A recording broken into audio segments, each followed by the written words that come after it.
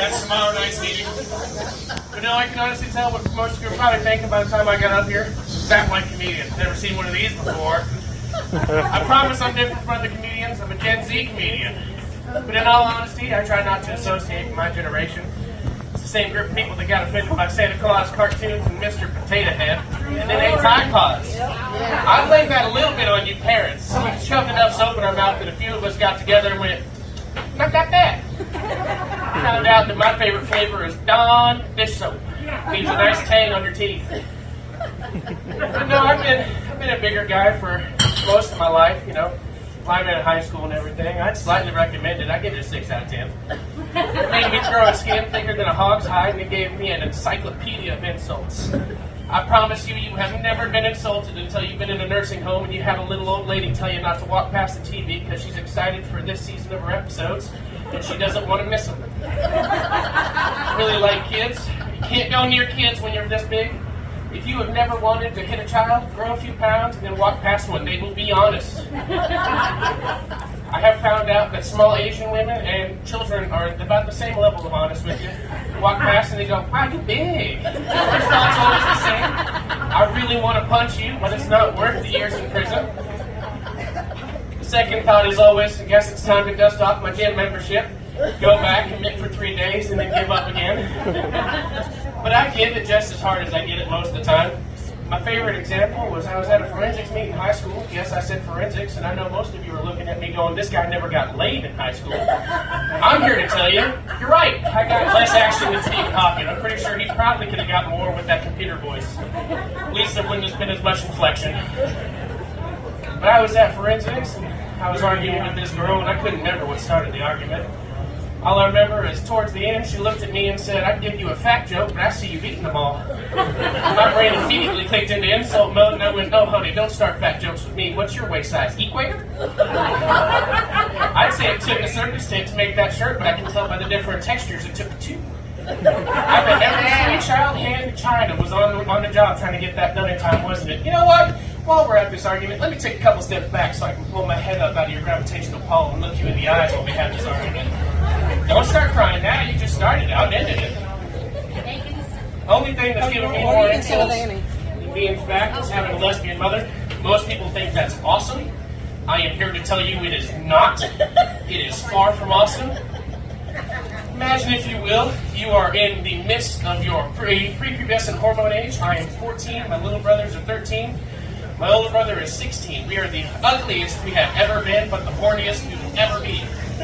In a mall, we see a Kansas 10 walk by and look up and go, man, she's got a nice butt. And at that time, of all people, your mother interjects and goes, she's got nice tits. It'll change your taste in women forever. To this day, women that look like that woman are ugly to me.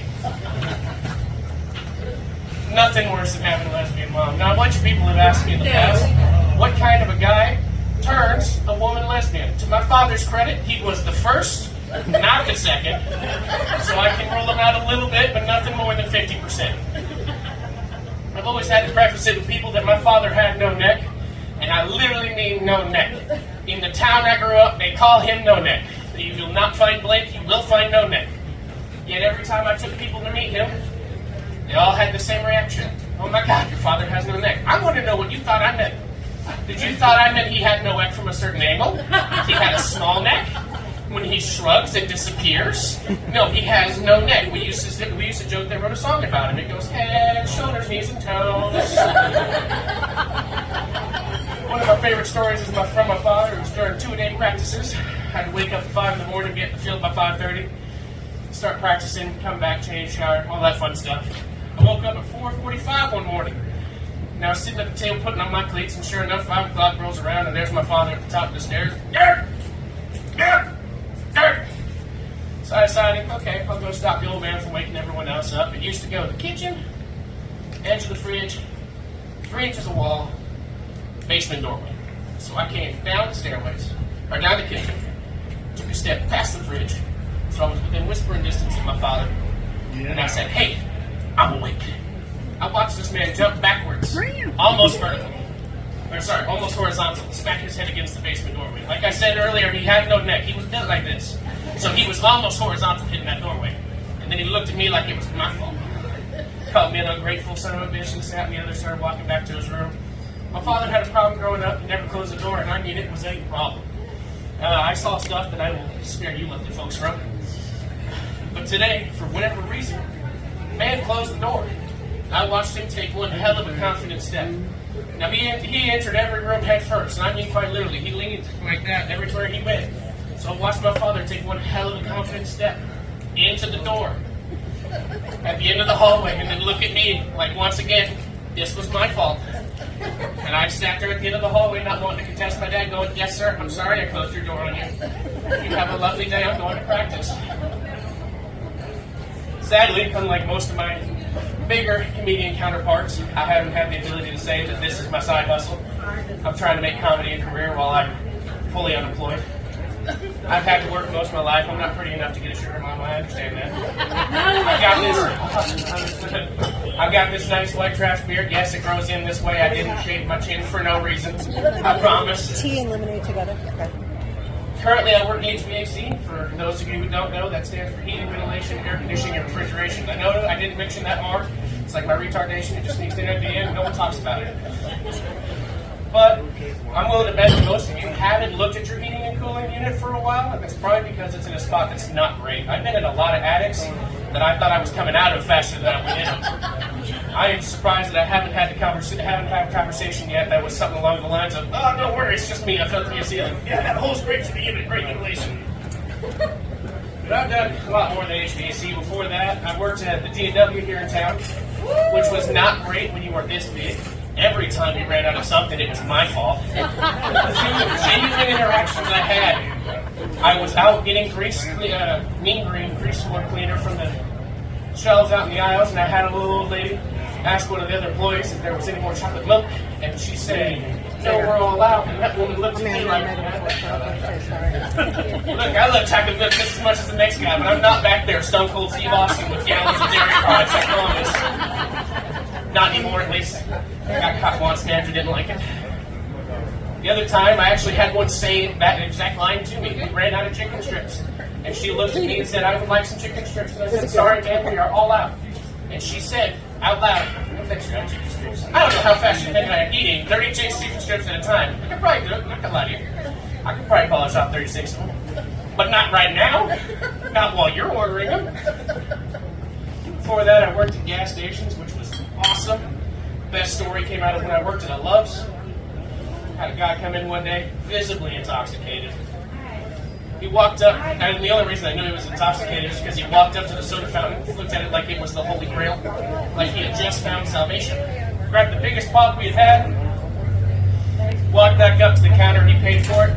Now, directly across from the counter, right about where that square is, there was a display with all of the sales on it. Sure as shit, this man caught that display on the way out, and instead of chucking that pop like anyone else would have and said, everyone for themselves, hauled it straight to his chest and fell on the only one of two carpets in the entire store. The only spots that were carpeted were right in front of his door and right in front of the soda fountain.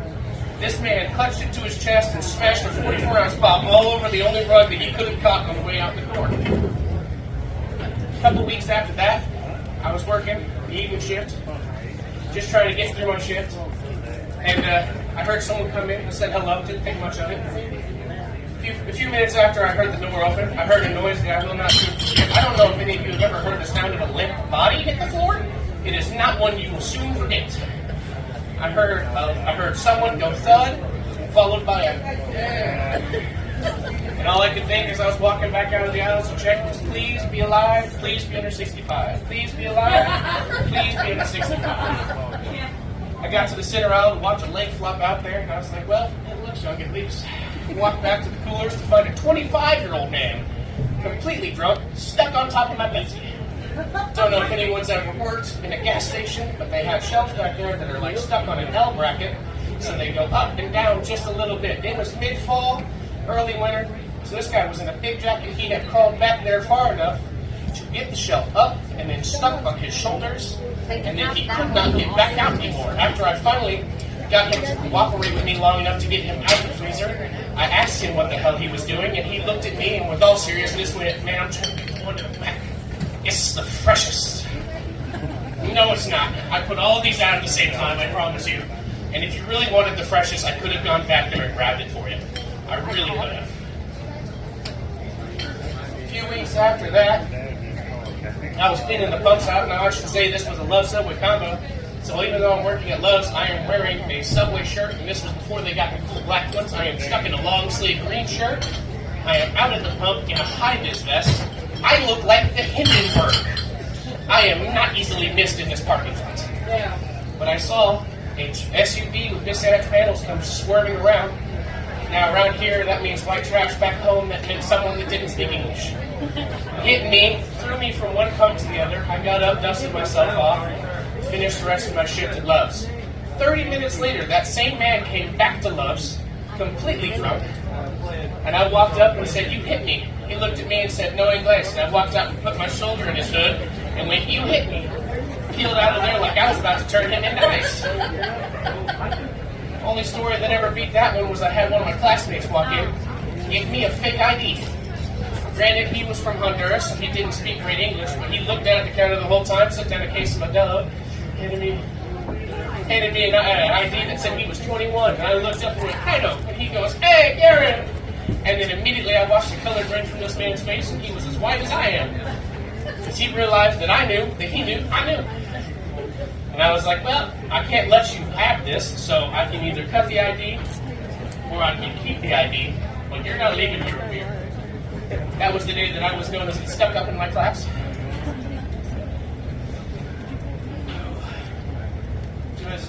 No, go ahead. You got another minute or so, man. Another minute or so. Tear it up. What you got?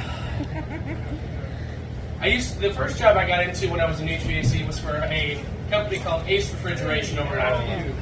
The first job I ever did was a church that sounded closer to a cult than a church. It was called the Beacon of Truth.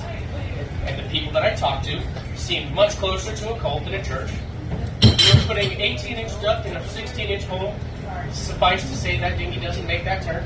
So we made it work, but I found out that I couldn't reach the top of anything. But if I stood up on the ladder, turned sideways in the truss, I could get my arms up there to take it back off. So I did this once, and I was like, yeah, I got it all taped off, I can move to the next section. What I forgot to remember was that I'm wearing a hoodie, and there is nail boards. So I got stuck like this, 13 feet up in the air. And with some cruel twist of karma or fate, the ladder underneath me starts to decide it's going to be rickety. So I'm up in the air, shaking. I can't move my arms to get out. I can't get out because the hoodie is stuck, and I am just sitting there screaming for my coworkers, but they've got earbuds in. No one knows that I am there. No one knows that I am about to just be hung like this. And all I can think was, of course, of all places this is going to happen, I'm in a church.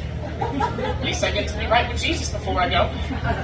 After 45 long minutes of sitting there like this, one of my coworkers finally realized, Garrett hasn't moved in a while. Finally got down, brought his ladder over to me, got up, and helped me pull myself out. That was the last day that I went up on the ladders for that job. Well, anyways, you guys have been a great crowd. It's all the material I got.